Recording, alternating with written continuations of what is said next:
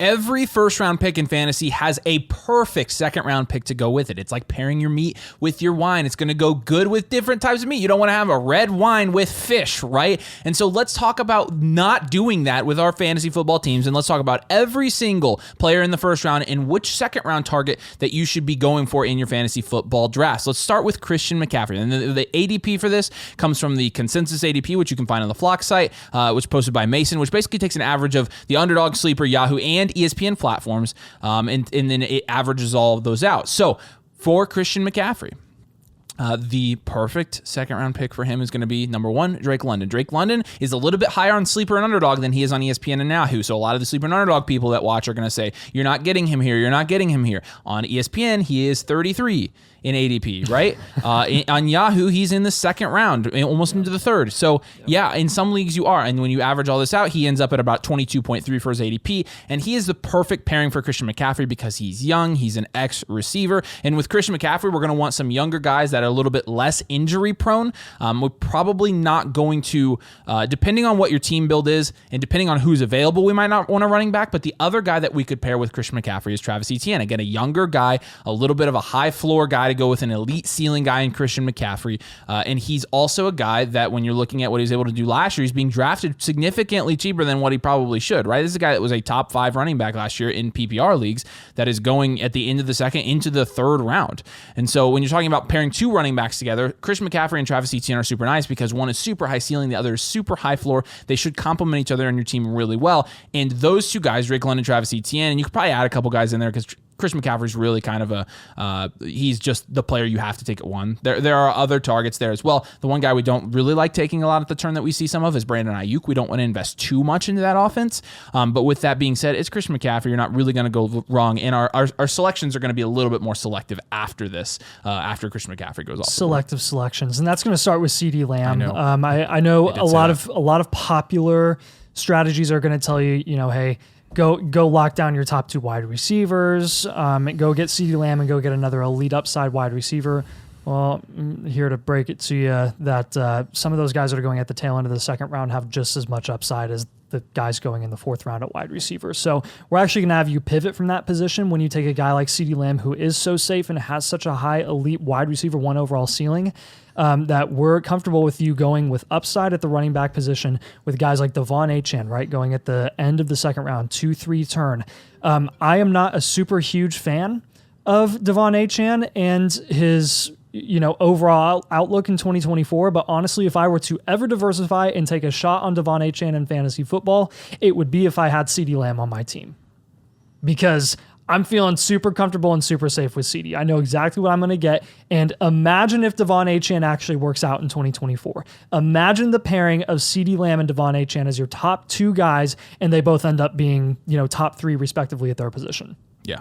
That's insane. You're going to have a crazy advance rate heading into your playoffs.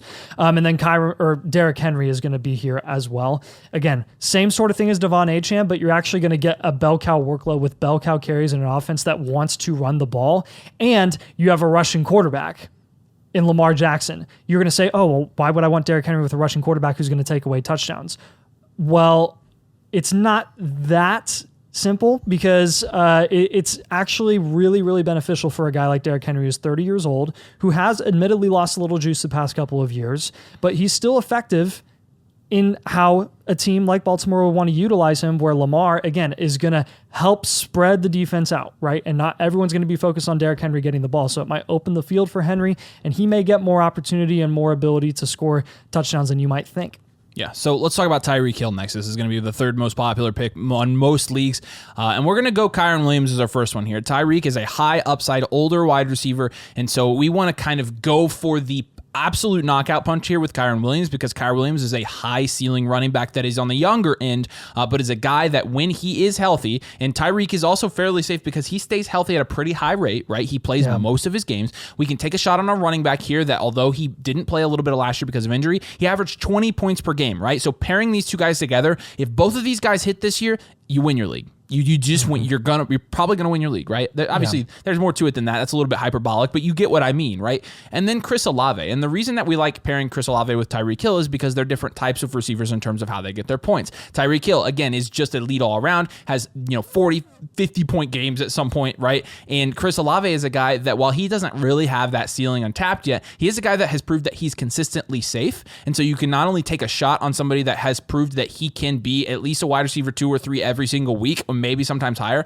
You can bet on the fact that if Chris Olave does hit this year, you can have another guy that's having a lot of boom weeks. Not as boom as Tyreek Hill, but that's another knockout punch. If Chris Olave does take a step up and deliver to what a lot of people are going to think that Chris Olave is going to do, you're going to have 2 guys here that are super high ceiling. And so, again, with Tyreek, it's a little bit, it's more of like we're taking shots here to completely decimate our league, but if these guys don't pan out, you have a safe guy in Chris Olave, and you have a guy in Kyren Williams to where if he's not scoring 20-plus points per game, he's probably going to be at least productive in some aspect being in a committee with Blake Corum, hypothetically. So, yeah, and then the next guy here is going to be Jamar Chase, who's consistently going in the middle of the first round.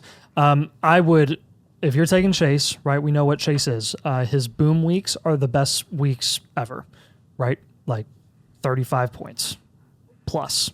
It's ridiculous. So if we can get some safety at the running back position, like Kyren Williams, who just gets consistent volume, and you know he's going to get a ton of usage in the red zone, I love that pairing. I just did a fantasy draft last week where I took Chase at 5, and Kyren Williams fell back to me in the middle of the second, and I grabbed him. That's exactly what I want to see. That's what I love to see. That's a hero running back build with an elite wide receiver. Like you're getting hero running back and hero wide. I love it. That's a great build. Or if you want to go with a wide receiver, I am comfortable with you going with Brandon Ayuk. Yes, his volume is lower. Yes, there are questions surrounding him and his relationship with San Francisco, and any other situation that he may end up in if you think that he's going to go to a different team. It's probably already sorted out by the time this airs. Right. Probably people know. So. Right. Yeah. And look, at the end of the day, Brandon Ayuk is relatively safe despite him having, a high yards per reception in 2023. He wasn't super touchdown dependent. He only had 7 touchdowns on the year. He had a ton of yardage. He had 110 targets, which isn't anything crazy, but in a Shanahan offense, and the Kyle Shanahan offense of all offenses, that would be the one place where I would be like, yeah, I think Ayuk isn't going to fall off a cliff like Jalen Waddle did in 2023. Yeah. Right. I'm pretty comfortable with where he's going to end up, and that is, if he ends up as a high-end wide receiver too, I'm totally fine with that as my second pick in fantasy. If you're going Justin Jefferson this year, which I love that pick, I like the 5 through 8 range because at 5 you can get Justin Jefferson. And then on the way back, I really like pairing him with a running back this year. I don't so much want to go with a wide receiver because I think Justin Jefferson has as much elite upside as anybody going ahead of him. And so I'm confident that I want to get one of these top running backs before they're all off the board. And so the first guy I'm going to say here is Derrick Henry. And again, we talk about Derrick Henry being a high touchdown guy, potential, a guy that will have some dud weeks because he's not getting his points in any other manner. But that being said, JJ is so high upside and so safe. A lot of people don't consider JJ a safe pick. He is safe. You see this in his wide receiver 1 finishes and in his lack of dud weeks. Even when he didn't have a quarterback, he was safe. And so Derrick Henry is a guy I feel like we can take some really high upside shots on, as well as Travis Etienne. Travis Etienne's not as much of a high upside guy and more of a high floor guy at running back. But again, I want one of these running backs, whether that's a high ceiling running back or a guy that's going to get a ton of receiving usage. And Travis Etienne is that. I feel like pairing a running back with Justin Jefferson this year is the way to go, because if you have Justin Jefferson on your team, you're feeling pretty good about the wide receiver position. Not to mention, when you're talking about going into the 3rd round, there are some better options here at wide receiver that you can kind of take the best one that falls from the turn, and you can feel like you have the 2 wide receivers, the 1 running back, and feel really good about it. So with Justin Jefferson, and in the middle this year, I like going running back with him. Yeah, and then Amon-Ra St. Brown, I'm going to go out there and say that he is hands down, by far, in my opinion, the safest wide receiver that you can draft in the 1st round. So if you're taking Amon-Ra, I'm very comfortable going upside with your second pick in the 2nd round. Take a guess here. There was one game last year in 2023 where Amon-Ra scored 5 points. It was the only dud game really that he had all season. That was that wasn't too good. It was at Chicago when Detroit as a team just fell apart. Mm-hmm. And outside of that game, what do you think the lowest score he had was all season? 10, 11 points? It's 12 points. Jeez. 12 points was the lowest that he ever scored. After that, it was 16 points. So when you're looking at his production, it's It's ridiculously safe, and it's because of the type of player that he is in that offense, which is, a short to intermediate target with a lot of yak ability as well. So let's go, just like CeeDee Lamb, let's go get Devon Achane, right, in the second round. If you want to take a shot on him, go with upside. I'm totally okay with it. And then go Drake London. Go upside with Drake London. There's a chance that Drake London can be easily a top 12 producing wide receiver in an offense with Kirk Cousins chucking the ball all day. Drake London is going to be the guy, the target for Kirk Cousins. I could not be more excited about that situation.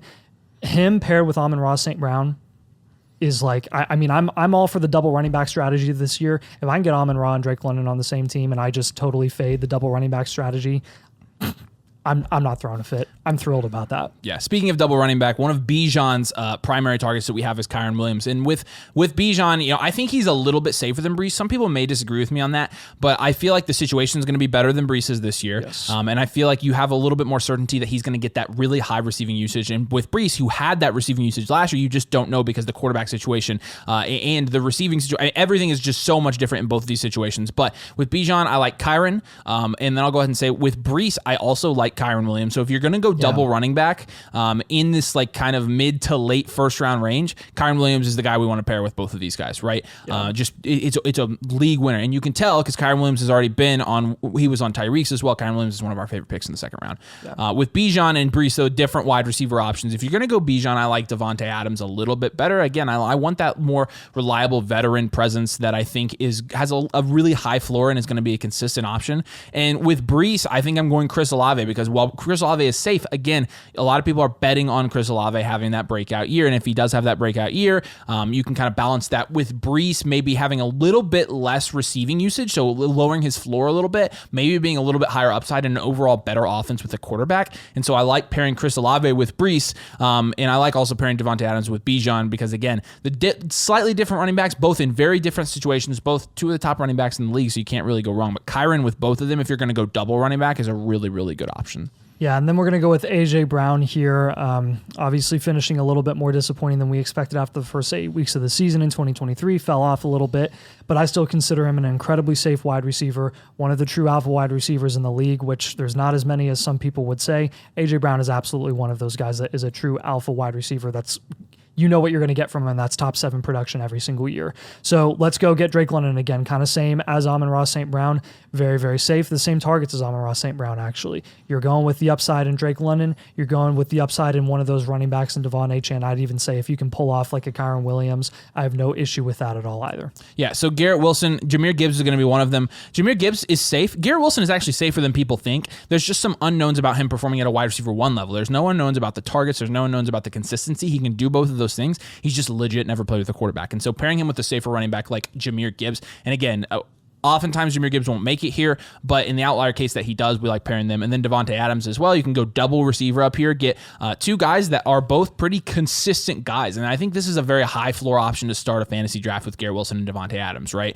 You've got Garrett Wilson, again, a guy who's going to get 150 plus targets, and Devontae Adams who's going to get the same amount of targets. Starting your draft with two guys that are getting elite target share on their team is one of the safest and also high upside starts that you can get. And so high floor, high ceiling, you like that combination. So with Garrett Wilson, Gibbs and Devontae Adams are my favorites. Yeah, then we got Puka, who I think in the first 2 rounds is probably one of our favorite picks overall. We love taking Puka Nacua this year, and he may even be falling just a tad because of the knee injury in training camp, which I heard the report came out from McVay. It's nothing structural. It's not supposed to be an issue.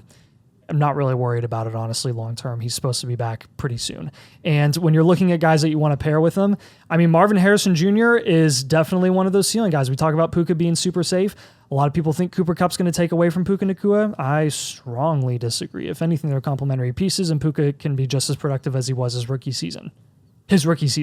Like, I just said his rookie season, and he was wide receiver 4 overall.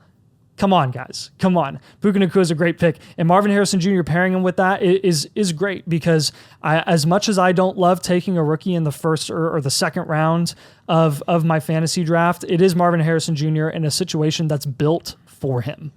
It's built for him. Like that's a fact.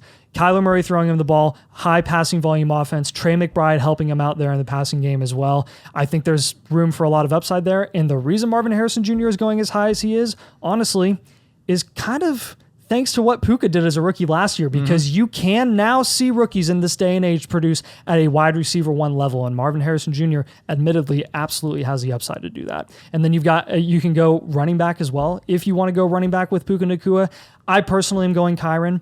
You generally see Puka going at the end of the first. Achane, if you want to reach on Achane, I think that's a bit of a reach if you want to go all the way up there. I definitely would lean more Kyren in that range. But they're on the same team, though. A high upside. I know, but you saw what they did last year together. Yeah, you 22 points per really game from risky Kyren. to pick 2 guys from the same team in the first 2 rounds. That's the only reason I wouldn't pick Kyren with Puka. That's the same reason I won't pick Ayuk with Christian McCaffrey. I try to not do that. If you get a follower, Saquon can fall into the second as well sometimes. If you can grab Saquon with Puka, you're Saquon golden. or JT are both good options there. But Achane was the reason I put him on there was because he's really high upside, and you pair him with a safe guy like Puka. I think that's really smart. Gibbs being so safe, I think he's a good guy to go double running back with. So I'm going to put Jonathan Taylor, and I could also put Saquon Barkley if one of them falls. Like I think going double running back with Gibbs is a really good idea this year. Again, we've had opinions on Gibbs that people have kind of taken the wrong way. Although we're drafting less of him because we're going for a little bit of upside in this range, he's very safe and he's going to have a really high floor with his receiving usage. And then also Marvin Harrison Jr., again, if you're going to go safety at running back, then you can go receiver and still get an alpha wide receiver, a wide receiver 1, a guy that could be a wide receiver 1, but a guy that has a little bit more risk, but is also really high upside. I mean, Marvin Harrison Jr. could get 150 or more targets this year. So pairing those guys with Gibbs, really good. And a lot of these guys here at the end are going to kind of have the same targets because they're all the same people. But yeah, JT and Saquon, you can kind of put them together. If you're taking one of those guys in the first round, which does happen quite often, then you just kind of flip them. The targets, you know, if you have JT and Saquon as a target when you take Puka in the first, then you're going to have Puka or Garrett Wilson as a target if you're taking JT or Saquon in the first, right? If they're all going at the turn there, it's like one big fat tier of like 5 or 6 guys that there's just a lot of variance there in where they're actually going. So if you're taking one of those elite running backs, probably get some safety at the wide receiver position. And then last year, Marvin Harrison Jr., a guy that's very high upside, but he's a rookie. Like we don't know what's going to happen here. And so we tend to go upside here, and we tend to want to go running back with Jonathan Taylor, Saquon Barkley. We really like that. But if you do want to go safety, the problem is there's not really a ton of safe wide receiver options in this range, right? AJ Brown's probably gone, but he would be talked ideal. About Puka being a potential option there. If you could do Puka and Marvin Harrison Jr., I really like that pairing. I also like Devontae Adams, but there's a little bit of a reach on Devontae as the problem. Yeah. So I think Puka is a good one that we could throw in here as well. But then going running back with Marvin Harrison Jr., I think is a good idea. So again, these are just our suggestions. You could go any combination of any of these guys and win your league. You can win a fantasy league anyway. But these are our favorite combinations this year of guys that are going in the first, going in the second. We think they're going to work well together on your team. But do us a huge favor. Drop a like on this video. Make sure you subscribe, and make sure you go to flockfantasy.com/domain. Use code domain. Choose the mother flockage here. Get our projections tool. Get our draft guide. Get our rankings. Get one-on-one advice. And get everything you need for this fantasy football season. But we appreciate you guys. Thanks for watching. We'll see you later.